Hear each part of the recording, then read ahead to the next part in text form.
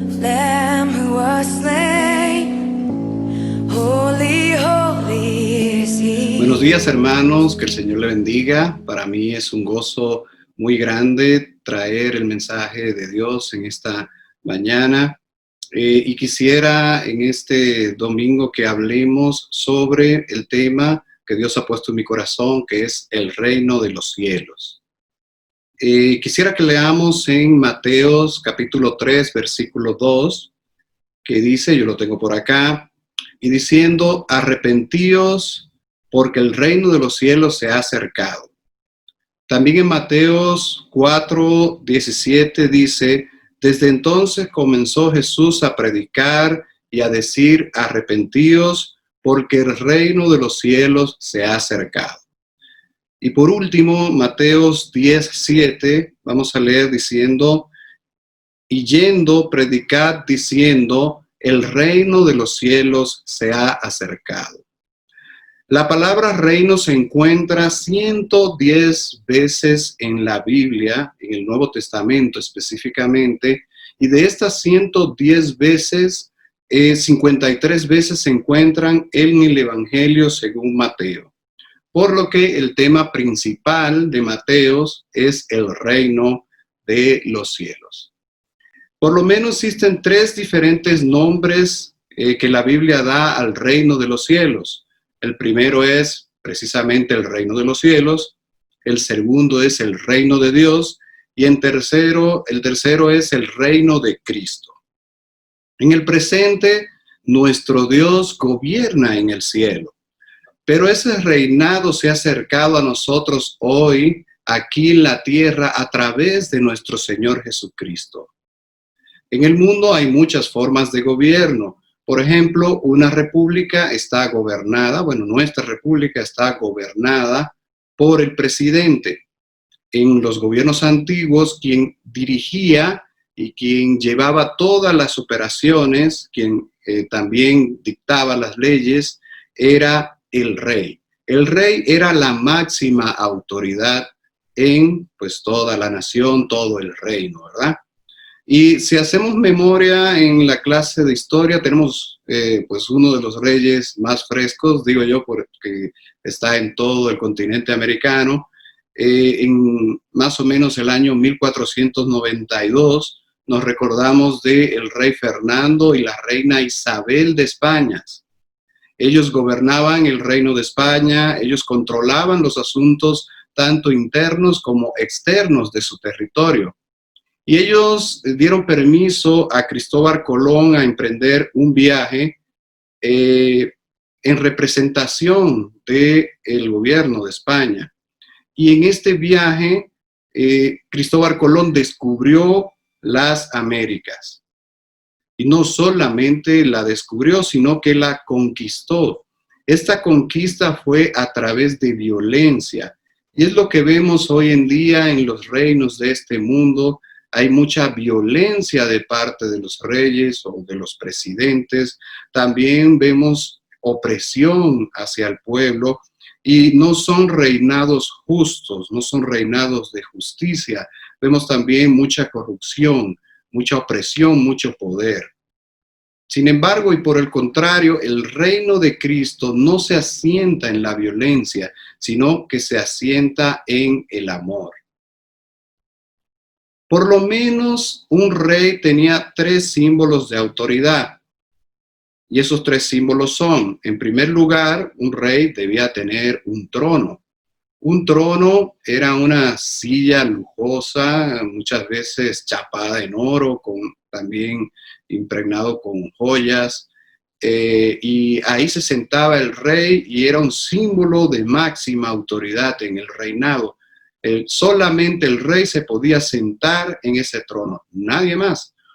Además, un rey tenía que tener una corona y también era símbolo de que él gobernaba, como la corona se ponía sobre su cabeza, él gobernaba sobre cada cabeza sobre el reino y tenía gemas, además era por lo general en oro, y además existía otro símbolo de autoridad que era el cetro. El cetro era como un estilo de bastón, báculo, con el que el rey juzgaba a su pueblo.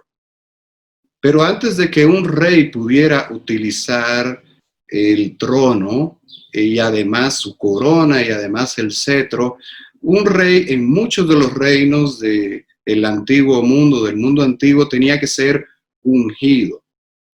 Ungir o el acto de ungir es un acto solemne, una ceremonia en el cual se derramaba aceite sobre la cabeza del futuro rey y esto indicaba que estaba apartado para la posición de rey.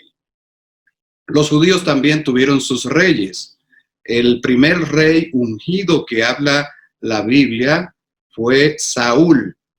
Este rey fue ungido por Samuel y después fue desechado y poco después fue ungido David en lugar suyo. Inclusive mucho antes de que fuera rey, a David se le ungió para ser rey, se apartó para la posición de rey. Dios eligió a David y a su descendencia para ser ungidos. Y de la descendencia de David es que viene nuestro Señor Jesucristo, nuestro Rey de Reyes, nuestro Señor de Señores. Mucho después de David, los judíos fueron conquistados por un imperio que fue el Imperio Romano. Desde entonces los judíos esperaban el día en que vendría su propio rey con poder. Ellos esperaban un rey de este mundo que satisfaciera sus necesidades de reinar sobre todos los judíos y fuera ungido y además se sentara sobre un trono, utilizara una corona y un báculo, como lo solían hacer los demás reyes. Pero el reinado que Jesús trajo fue un reinado espiritual, donde vino no solo a liberarnos de los romanos, sino del pecado, de la muerte y de la destrucción de nuestra alma. Los judíos, como esperaban un rey y como todo rey tenía que ser ungido, ellos llamaban a ese rey Mesías, pero sin entender la verdadera naturaleza de su reino. Dos de los futuros apóstoles de Jesús, que fueron hermanos, este fue Andrés y Simón Pedro. Cuando Andrés conversó con Jesús por primera vez, quedó tan impresionado que enseguida buscó a su hermano Simón y le contó que había hallado al Mesías. En Juan 1:41 podemos ver esto, dice, este halló primero a su hermano Simón y le dijo, hemos hallado el Mesías, que traducido es Cristo. En ese tiempo se hablaba también en el idioma griego, que era el idioma que hablaban los romanos, y Mesías era la traducción, su traducción en griego, era Cristo. Y ambos nombres significan, o ambas palabras significan ungido. Tanto Mesías como Cristo significan ungido. Jesús, antes de iniciar su ministerio, no fue ungido con aceite, pues su reino no es de este mundo, su reino es espiritual. Y vemos en Lucas 4:18 que fue ungido con el Espíritu Santo para propósitos espirituales. En Lucas 4:18 nos dice, el Espíritu del Señor está sobre mí, por cuanto me ha ungido para dar buenas nuevas a los pobres. Me ha enviado a sanar a los quebrantados de corazón, a pregonar libertad a los cautivos y vista a los ciegos, a poner en libertad a los oprimidos. Amén. Aquí la palabra de Dios dice no solo cómo fue ungido nuestro Señor Jesucristo, nuestro Rey de Reyes, sino también con qué propósito. Y vemos que los propósitos fueron propósitos totalmente espirituales. Jesús vino a establecer su reino en las vidas que por amor a Él acepten el hacer su voluntad. Y este reinado se divide en dos reinos, que es el reino presente de Cristo, que es el que Cristo tiene en la vida de cada corazón que le acepta como su Salvador personal, y el reinado futuro de Cristo cuando Él venga por segunda vez aquí a la tierra. Cuando tú le pides a Cristo que entre en tu corazón, Estás asumiendo el señorío de Cristo en tu vida.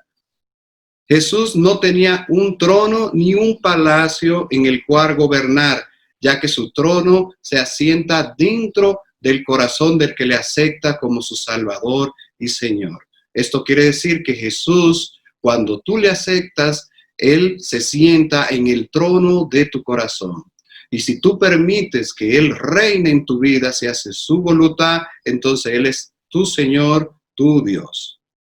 Cuando una persona acepta el señorío de Cristo en su vida, Él está en el trono de su corazón y quien gobierna su vida es Cristo mismo. Si una persona no ha aceptado a Cristo en su vida, es otro el que tiene el control y el rumbo de su vida.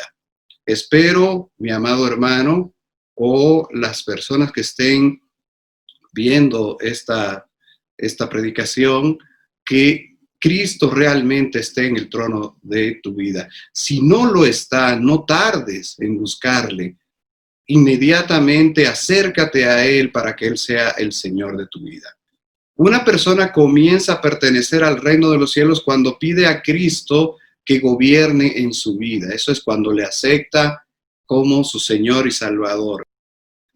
En Romanos 10:9 nos dice que si confesares con tu boca que Jesús es el Señor y creyeres en tu corazón que Él le levantó de los muertos, serás salvo. Así que si no le conoces, te pido que confieses con tu boca que Cristo es el Señor.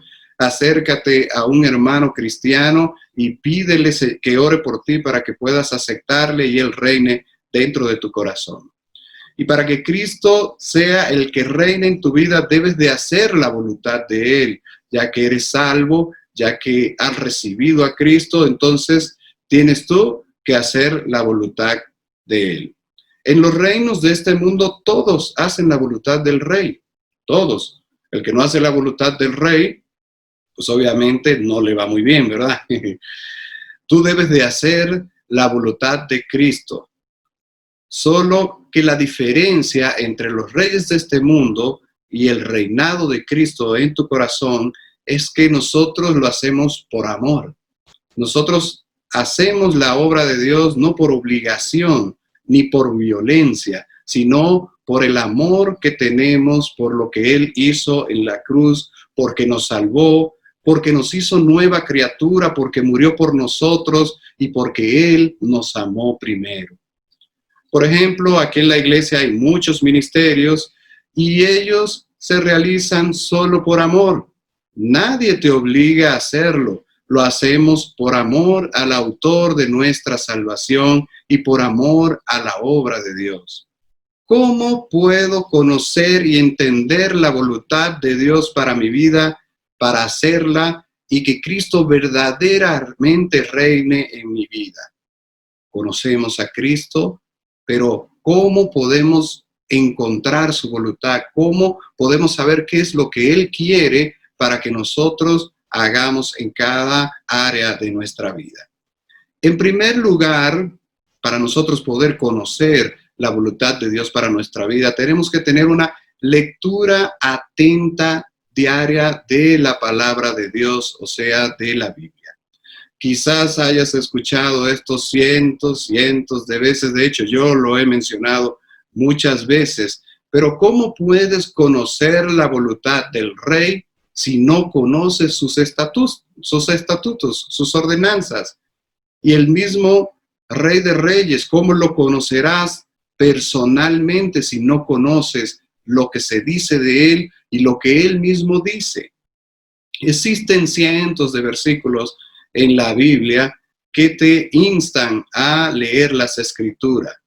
Esto no es un mandato mío, no es un mandato del pastor. Dios mismo a través de su palabra nos dice, vamos a ver en Salmos 119, 105, dice, lámpara es a mis pies tu palabra y lumbrera a mi camino. Imagínate, la palabra de Dios es una lámpara que nos aclara cuál es la voluntad de Dios, por dónde debemos de andar. No solo eso, nos ilumina el camino como si fueran señales de tránsito. Por aquí sí, por aquí no. Entonces, si nosotros estamos atentos a la lectura de la palabra de Dios, podemos tener una guía perfecta de la voluntad de Dios para nuestra vida. En Salmos 119:11 también nos dice: en mi corazón he guardado tus dichos para no pecar contra ti. La Biblia es una guía perfecta para nosotros apartarnos del pecado. Si tú quieres hacer la voluntad de Dios, obviamente no quieres pecar. Y si no quieres pecar, ¿qué tienes que hacer? Leer la palabra de Dios para que sea la dirección correcta en cada acción de tu vida. ¿Por qué sucede esto? Porque cuando nosotros leemos la palabra de Dios, la memorizamos en nuestra mente y vamos a hacer algo que a Dios no le agrada, ¿qué pasa? Tin, tin, tin, tin, suena la campanita y nos dice: no, por acá no. Recuérdate lo que dice la palabra, dice esto, esto, esto, esto, esto, y evita que nosotros cometamos el pecado. También en Oseas 4:6 dice: mi pueblo fue destruido porque le faltó conocimiento. Por cuanto desechaste el conocimiento, yo te echaré del sacerdocio. Porque olvidaste la ley de tu Dios, también yo me olvidaré de tus hijos. Aquí habla claramente sobre el pueblo de Israel que fue destruido porque le faltó conocimiento. ¿Y conocimiento en qué? En quién era su Dios. Conocimiento en cómo debería andar. ¿Cuál era la voluntad de su Dios? Dios no quería la destrucción de su pueblo, pero el pueblo se apartó de la voluntad de él y fue destruido en consecuencia de sus actos. En Santiago 1:25 dice: mas el que mira, oigan bien lo que dice acá, mas el que mira atentamente. Esto es como cuando éramos pequeños, que nuestros padres nos decían algo y no hacíamos caso, hasta que le decía el papá a uno: pon atención. Ahí uno, pues ponía atención, y es más o menos una llamada de atención. Mira atentamente la perfecta ley, la de la libertad. Y no solo eso, dice: persevera, insiste en hacer la voluntad de la palabra de Dios, no siendo oidor olvidadizo, o sea, no es leer por leer, sino hacedor de la obra. Este será bienaventurado, vas a ser feliz en todo lo que haces. La segunda recomendación para que nosotros podamos encontrar cuál es la voluntad de Dios para nuestra vida es la oración. Debemos de orar pidiéndole que nos muestre su voluntad cada día. La misma palabra de Dios nos instruye y nos dice: orad sin cesar. ¿Qué quiere decir esto? Que debemos de vivir en una actitud de oración. No quiere decir que vamos a cerrar todos los ojos todo el tiempo y vamos a estar somnolientos. No, no, no. No es un asunto de forma, sino un asunto de que nosotros tomemos a Dios en cuenta en cada decisión de nuestra vida. Aunque sí es importante tomar un tiempo específico a solas con Dios para clamar a Él, para ponernos en comunión con Él, como lo hacía Daniel. En Daniel 6:10 dice: cuando Daniel supo que el edicto había sido firmado, entró en su casa y, abiertas las ventanas de su cámara que daban hacia Jerusalén, se arrodillaba 3 veces al día y oraba y daba gracias a Dios como lo solía hacer antes. O sea que Daniel tenía la costumbre de orar delante de Dios. Él, y no solo una vez, 3 veces al día. Que nos acostumbremos a hacer esto que sea Daniel, pero que no sean las 3 veces, vamos a ver, orar por el desayuno, orar por la comida, orar por la cena. No tiene que ver nada de eso, sino tomar un tiempo para estar en comunión a solas con Dios, para nosotros clamar a Él, presentarle a Él nuestras necesidades, y no solo eso, sino conocerle a Él. Aparte de eso, debemos de tener una actitud de oración como la tenía Jesucristo. Jesucristo clamaba a Dios en cada acción que iba a hacer. Te pregunto yo, ¿puedes tú estar un día sin respirar? Pues claro que no, ¿verdad? Es igual con la oración. Nosotros no podemos estar un día sin orar. La oración es como la respiración del creyente. Un creyente que no ora es un creyente que se asfixia y muere. En tercer lugar, debemos de pedir y esperar la guía del Espíritu Santo. Debemos en cada decisión pedir la guía del Espíritu Santo. Recuerden que el Espíritu Santo nos redarguye, nos convence de pecado y nos guía para conducirnos a lo que es la voluntad de Dios. En Efesios 4:30 dice: no contristéis al Espíritu Santo con el que fuisteis sellados para el día de la redención. Cuando estás en algún lugar y vas a tomar alguna decisión y el Espíritu Santo te dice: no, tú eres hijo de Dios, no hagas esto, ¿qué debes de hacer? Pues obedecer a la voz del Espíritu Santo. Cuando nosotros no hacemos esto que estamos haciendo, pues precisamente estamos entristeciendo o contristando al Espíritu Santo. Si nosotros obedecemos a la voz del Espíritu Santo, nosotros vamos a hacer la voluntad de Dios en nuestra vida. En Efesios 5:17 al 20, dice: por tanto, no seáis insensatos. Oiga, nos habla como insensatos, sino entendidos de cuál sea la voluntad de Dios. Dice después: no os embriaguéis con vino. O sea, primero nos dice que debemos ser entendidos de cuál es la voluntad de Dios. O sea, aquí nos dice cómo encontrar la voluntad de Dios, claramente. Dice: no nos embriaguemos con vinos, en el cual hay disolución. Antes, bien, sed llenos del Espíritu Santo. Nos dice aquí que debemos ser llenos del Espíritu Santo. Y ojo acá, después de Espíritu Santo hay una coma, y esta coma nos indica que nos va a continuación a decir cómo ser llenos del Espíritu Santo. Dice: hablando entre nosotros con salmos, con himnos, con cánticos espirituales, cantando y alabando al Señor en nuestros corazones, dando siempre gracias a Dios Padre en el nombre de nuestro Señor Jesucristo. Para ser llenos del Espíritu Santo debemos estar inundados de Él, inundados de su palabra, compartiendo con los demás la palabra de Dios, siendo agradecidos con Dios y con nuestro Señor Jesucristo. Cuando el reino de los cielos viene con poder a nuestra vida y dejamos que Jesús gobierne en todo, comienzan a ocurrir en nuestras vidas cosas admirables. En Romanos 14:17 vemos que dice: porque el reino de Dios no es comida ni bebida, sino justicia, paz, gozo en el Espíritu Santo. Cuando nosotros dejamos que Cristo gobierne en nuestro corazón, nosotros podemos tener paz, gozo, inclusive en medio de la tormenta. En estos días que hay tanta complicación con la famosa enfermedad del COVID-19, hay mucha desesperación por muchos lados, pero nosotros podemos estar en paz porque Cristo gobierna nuestra vida. Nosotros podemos estar gozosos porque sabemos que Él nos va a cuidar, nos va a proteger. Esto no significa que no vamos a tener luchas. Como en todo reino del mundo, para poderse mantener ese reinado, por lo general está luchando constantemente contra otros reinos que quieren tomar el trono.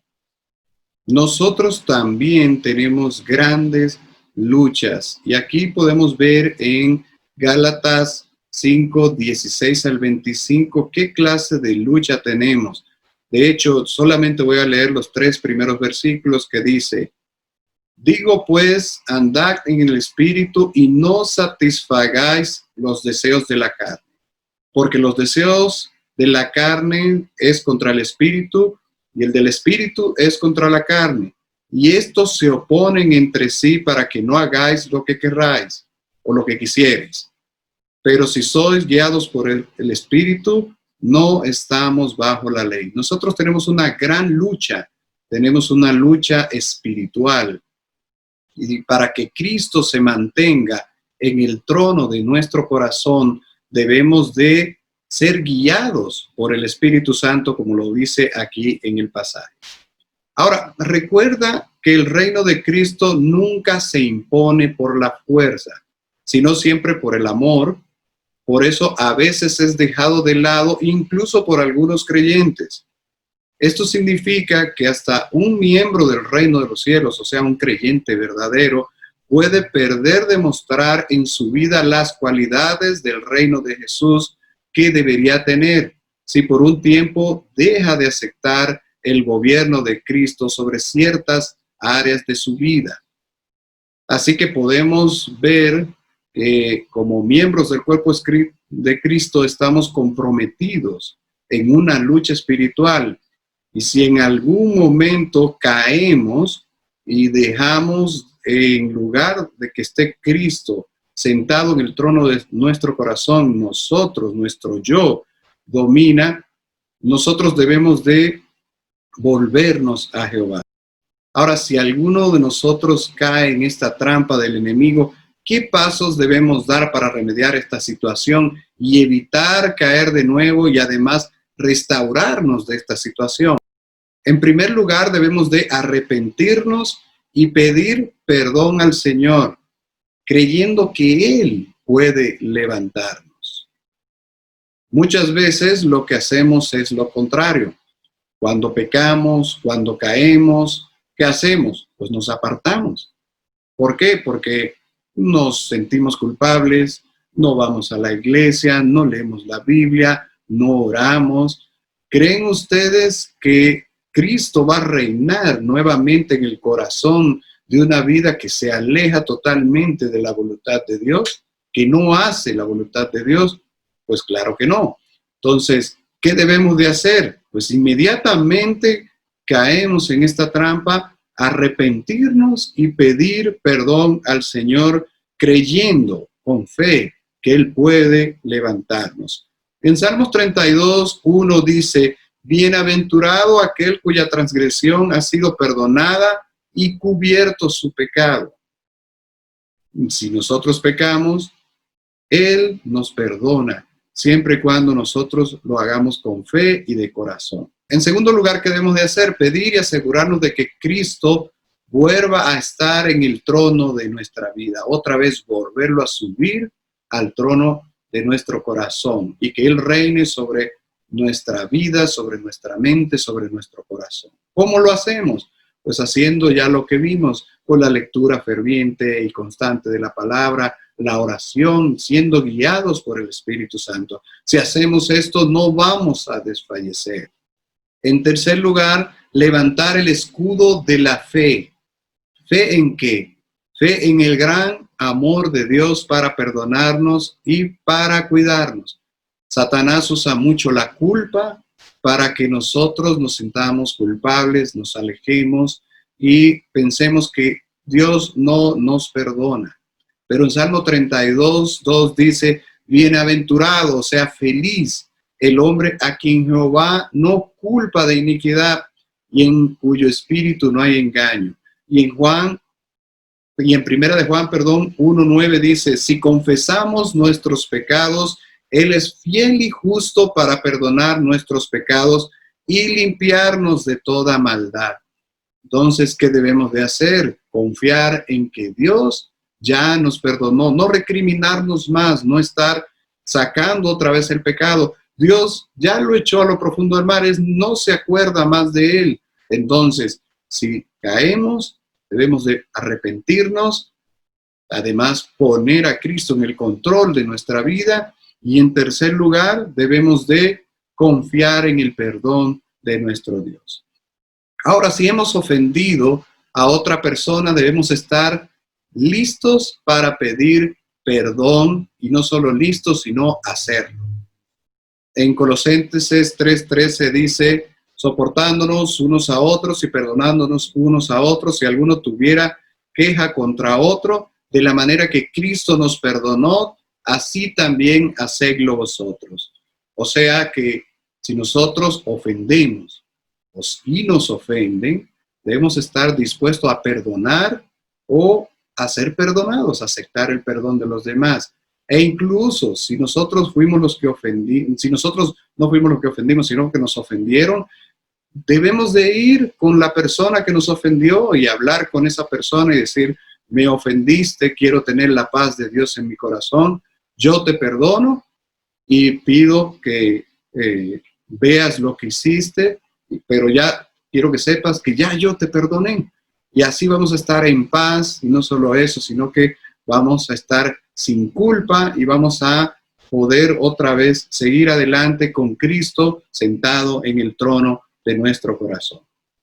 Al ver todo esto que hemos visto, podemos entender mejor lo que dice Mateo 6:33, que dice: mas buscad primeramente el reino de Dios y su justicia, y todas estas cosas os serán añadidas.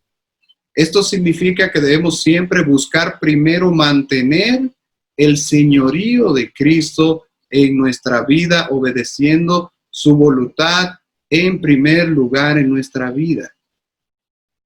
¿Cómo podemos hacer esto? Piensa, ¿qué haría Cristo en lugar de lo que yo quiero hacer? Ya vimos cómo encontrar la voluntad de Él. Ahora solamente hemos visto el reino de los cielos como está aquí ahora en el presente. Pero también debemos de pensar acerca del futuro reino de nuestro Señor Jesucristo y cómo va a ser establecido ese reino, aquel gran día cuando Cristo vuelva y gobierne sobre todos sus enemigos y sobre Satanás mismo. Este reino tendrá 3 características. La primera es que Cristo reinará sobre todos. La segunda es que Satanás será atado. Y en tercer lugar, el yo de cada persona será totalmente derrotado. En Filipenses 2, 10 y 11 dice: para que en el nombre de Jesús se doble toda rodilla de los que están en el cielo, en la tierra y debajo de la tierra, y toda lengua confiese que Jesucristo es el Señor, para gloria de Dios Padre. Qué hermosa palabra de Dios. Y cuando leemos, hermanos, aquí que dice: para que en el nombre de Jesús se doble toda rodilla. Y vemos también el verso 11 que dice: y toda lengua confiese que Jesús es el Señor. Nos da hasta escalofrío, porque hemos visto en estos días una pequeña probadita de esto que dice la palabra, cuando hemos visto tanto a presidentes, policías y naciones enteras doblar rodilla ante Dios por esta crisis del COVID-19, indicando que no hay poder mayor fuera de nuestro Señor y el señorío pertenece a Él sobre todas las cosas. Imagínate entonces el momento tan glorioso cuando llegue el reinado de Cristo aquí a la tierra, donde todo ser hará la voluntad de Él, doblarán rodillas y clamarán y confesarán que Jesucristo es el Señor. ¿Es Jesucristo el Señor de tu vida? ¿Has aceptado a Cristo en tu corazón? Si no lo has hecho, ya sabes cómo hacerlo. Y si ya has aceptado a Cristo, esta situación que ha sucedido tiene un propósito, y es entronar a Cristo dentro de tu corazón, reflexionar. En la abundancia a veces nos es difícil reflexionar, pero ahora tenemos la gran oportunidad de sentarnos, ver cómo ha transcurrido nuestra vida cristiana y decir: si estás tú, Jesús, gobernando en el trono de mi corazón. ¿Estoy haciendo yo tu voluntad? Si no lo estás haciendo, aprovecha este tiempo, y cuando pase todo esto, que el Señor Jesucristo sea el que dirija y reine tu vida. Que el Señor nos bendiga.